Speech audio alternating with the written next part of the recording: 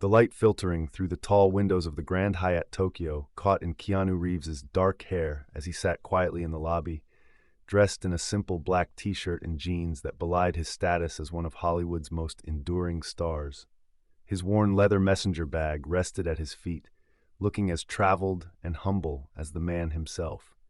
Despite the opulent surroundings, crystal chandeliers, marble floors, and staff dressed in immaculate uniforms, Keanu appeared completely at ease in his understated attire, seemingly unaware of the stark contrast he created.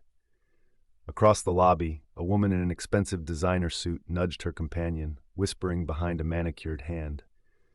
"Can you believe that? That's Keanu Reeves sitting there like some ordinary person.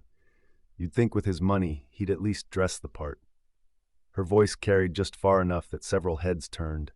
Though Keanu himself appeared not to notice, his attention focused on the worn paperback in his hands.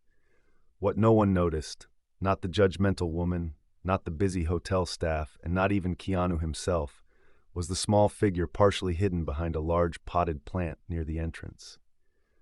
A girl, no more than 12 years old, with tangled brown hair and clothes that had seen better days, peeked out from her hiding spot, her dark eyes fixed unwaveringly on the actor. She clutched a tattered backpack to her chest like a shield, her knuckles white with tension. For 3 days now, she had been following him.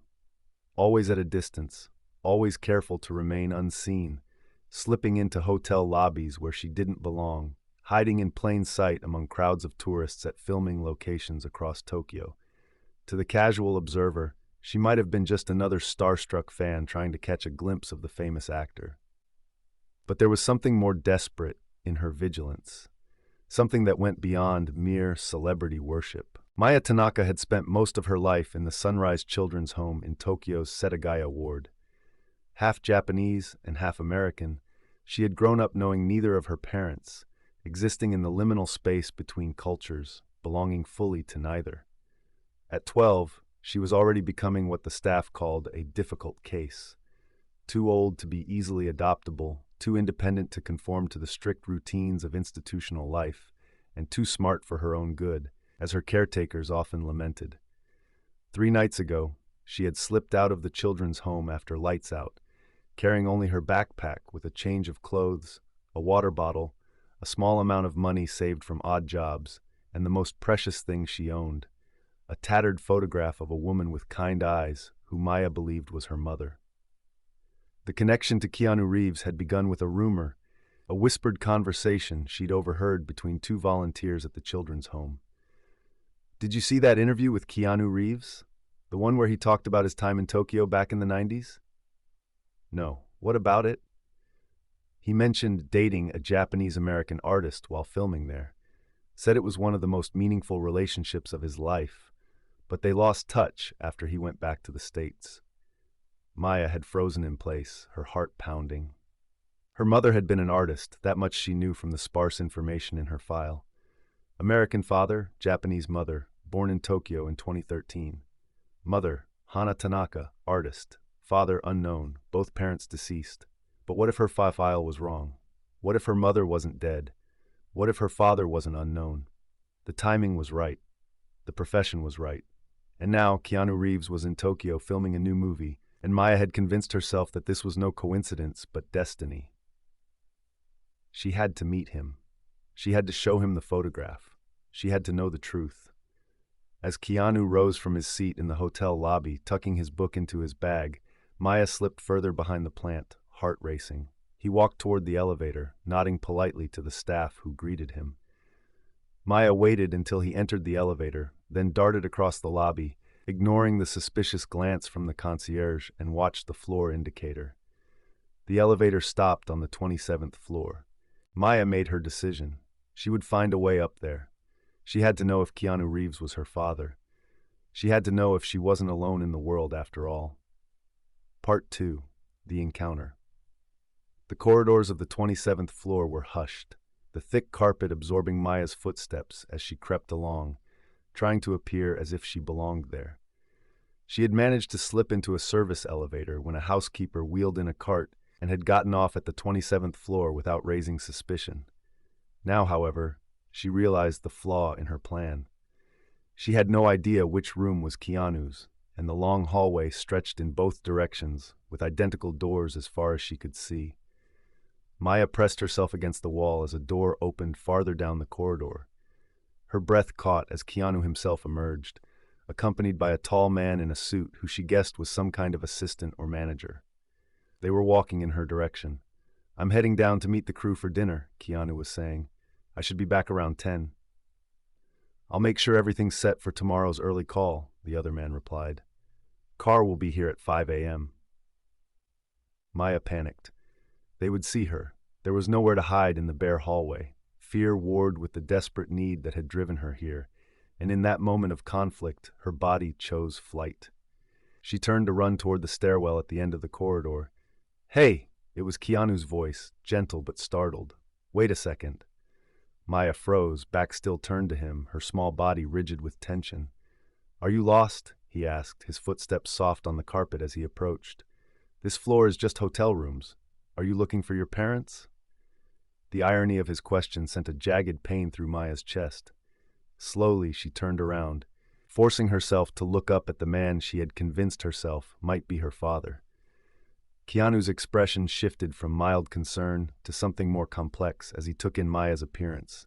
The rumpled clothes, the tangled hair, the too thin frame, and the fierce, frightened determination in her dark eyes. There was something in that look that struck him, something that made him dismiss his assistant with a quiet, "Give us a minute, Mark." The man hesitated, clearly uncertain about leaving his famous client alone with a strange child, but Keanu's gentle nod reassured him. Mark retreated to the elevator, though he remained watchful. "What's your name?" Keanu asked, crouching down to Maya's level, his voice low and free of condescension. "Maya," she replied, her voice barely audible. "Maya Tanaka." Something flickered in Keanu's eyes at her surname, so brief Maya thought she might have imagined it. Hope surged in her chest. "Well, Maya Tanaka, I've seen you before, at the filming location yesterday and the day before at the press event." His tone wasn't accusatory, merely observational. "You've been following me." Maya clutched her backpack tighter, her knuckles white. "I need to ask you something." "Okay," he said simply, still crouched at her level. "Why don't we sit down somewhere and talk?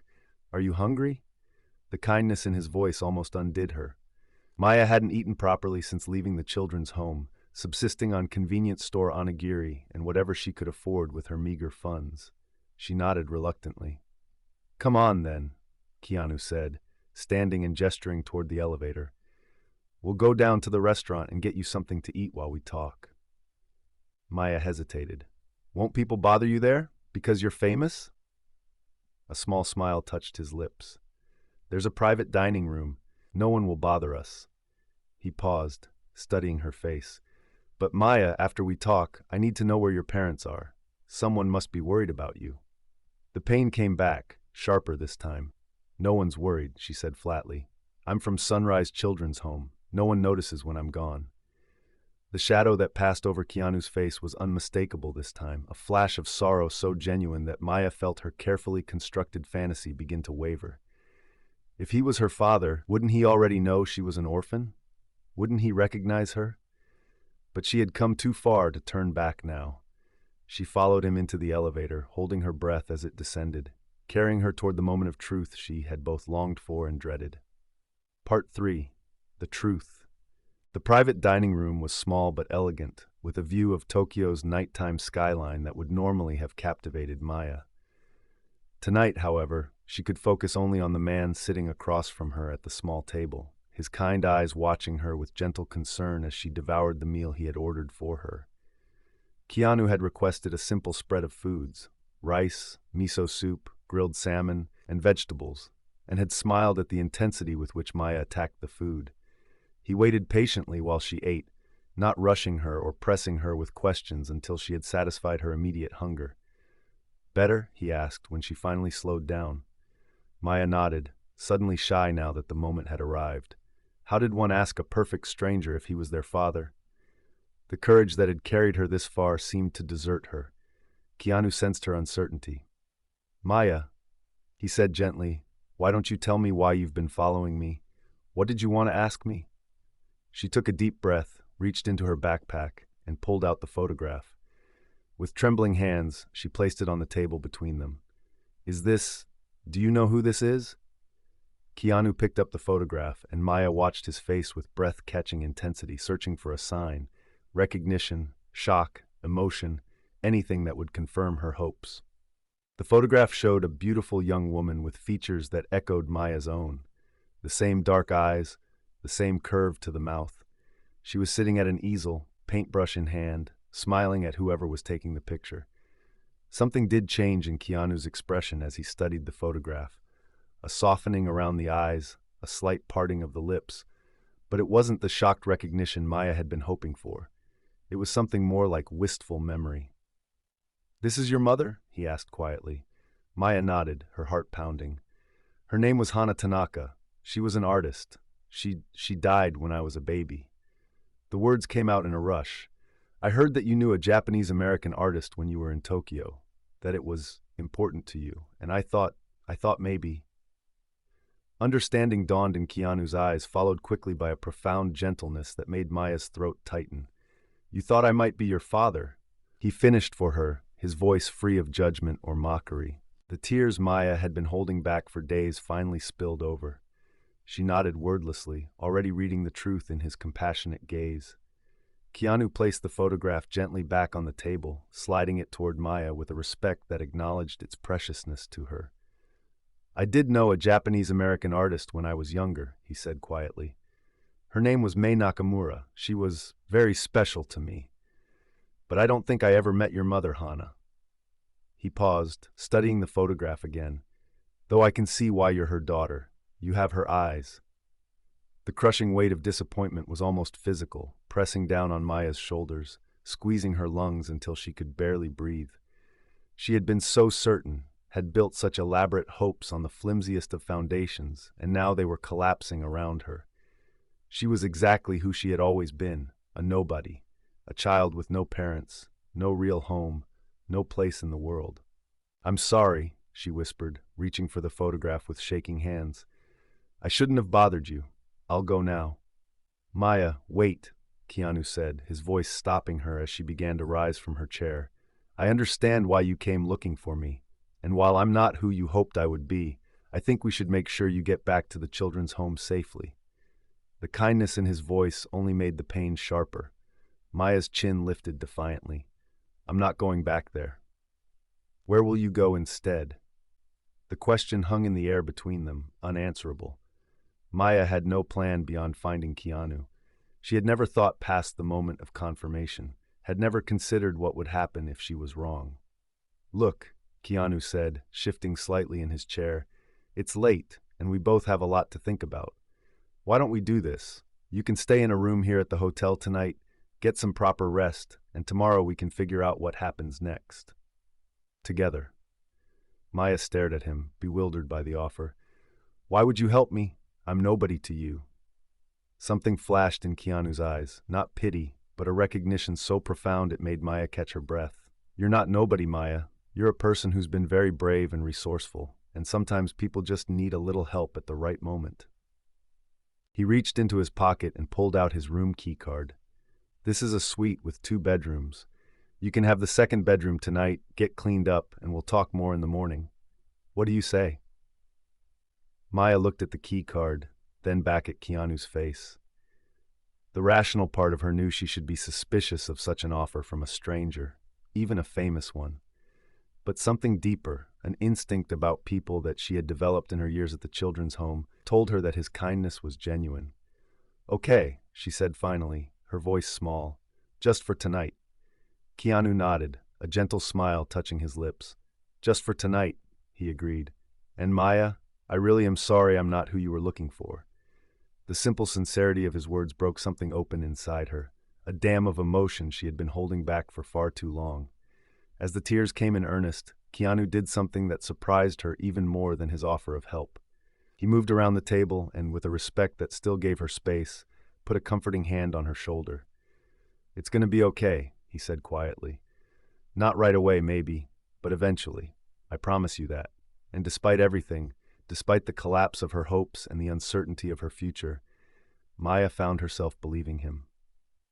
Part 4. The Vigil. The suite was larger than the entire dormitory wing of the children's home, with floor-to-ceiling windows offering a panoramic view of Tokyo's glittering nightscape. Maya stood transfixed before the window, the city spread out below her like a constellation of earthbound stars. Behind her reflection in the glass, she could see Keanu speaking quietly on the phone in the living area of the suite, his expression serious as he paced slowly back and forth. He had been making calls since they returned to the room, first to his assistant Mark, then to someone named Kelly, who seemed to be his manager or agent. Now he was speaking Japanese, not fluently, but well enough to convey his meaning. And from the snippets Maya could overhear, she realized with a sinking feeling that he was speaking to someone at the Sunrise Children's Home. She turned away from the window, anxiety rising in her chest. "I told you I'm not going back there," she said, louder than she had intended. Keanu ended the call and looked at her with that same steady, non-judgmental gaze that seemed to be his natural way of interacting with the world. "I just needed to let them know you're safe, Maya.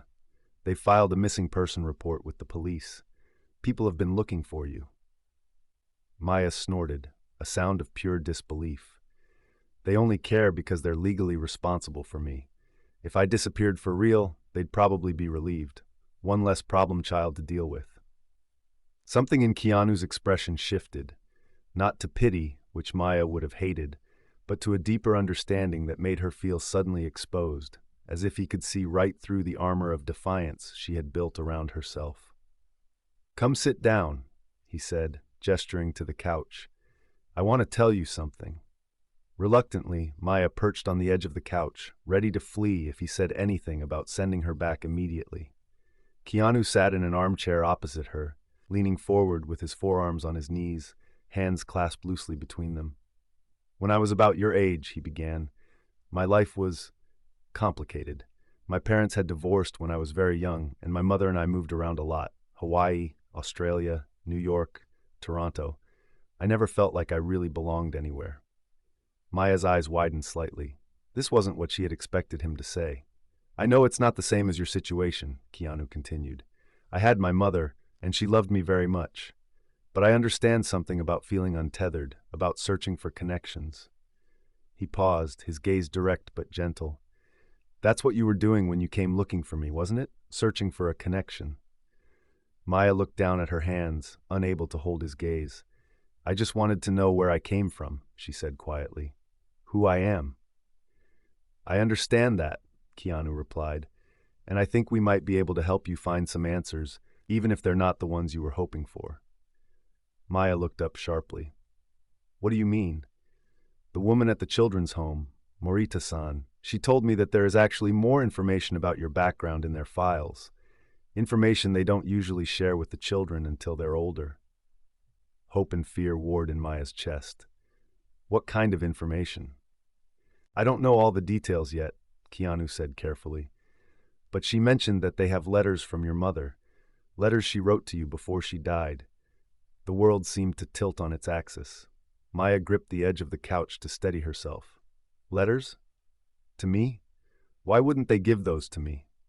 "Apparently, your mother left instructions that they should be given to you when you turned 16, Keanu explained. "Morita-san said it's because some of the content might be difficult for a younger child to process." Maya's mind was racing. Letters from her mother, words written directly to her, connections to her past that had been sitting in a file all this time. "I need to see them," she said, her voice tight with urgency. "I'm old enough now. I need to know what they say." Keanu nodded, understanding in his eyes. "I told Morita-san that I would bring you back to the home tomorrow morning, and that we would like to discuss the possibility of you being allowed to read the letters now, given the circumstances." Maya felt a flicker of betrayal. "So you are taking me back?" "Eventually, yes," Keanu said honestly. "You're 12 years old, Maya. You need a stable place to live, people looking out for you." He paused, studying her reaction.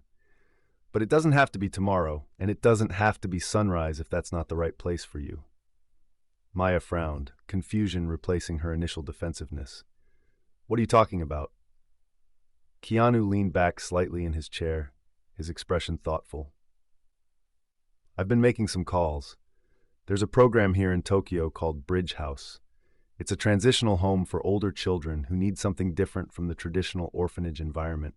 It's smaller, more personalized, and they focus on helping kids develop independence while still providing the structure and support they need. You looked into this for me?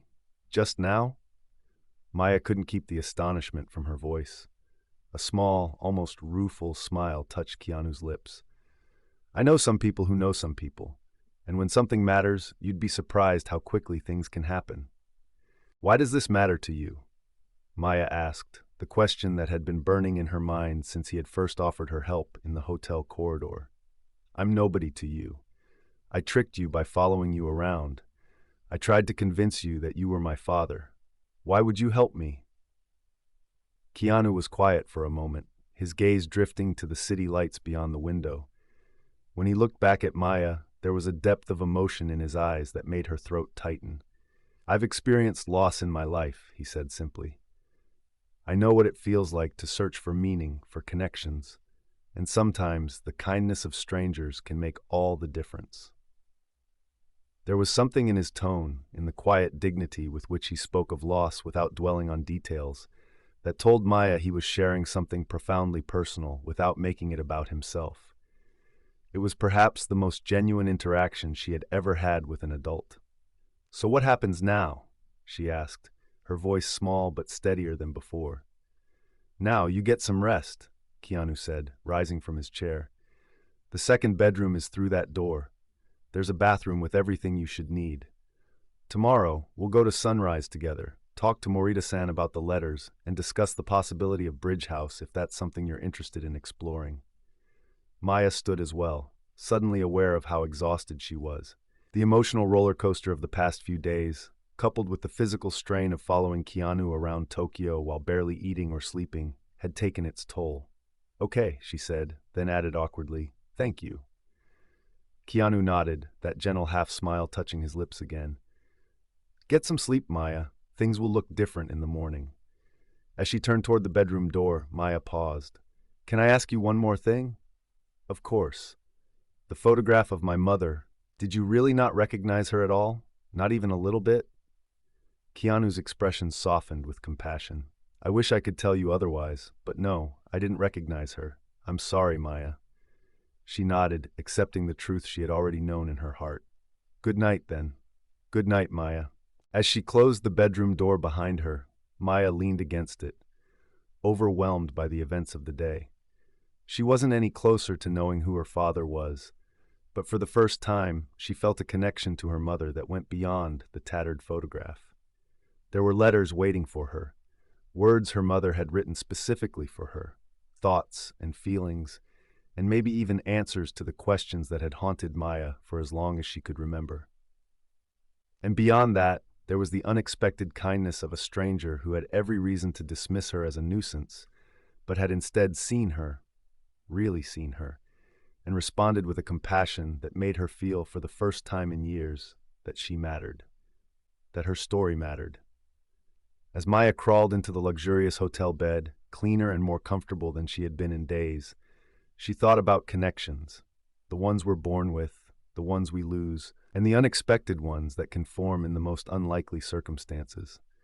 Her last thought before sleep claimed her was that perhaps family wasn't always about blood or birth. Perhaps sometimes it was about who saw you when you were lost, and who reached out a hand to help you find your way.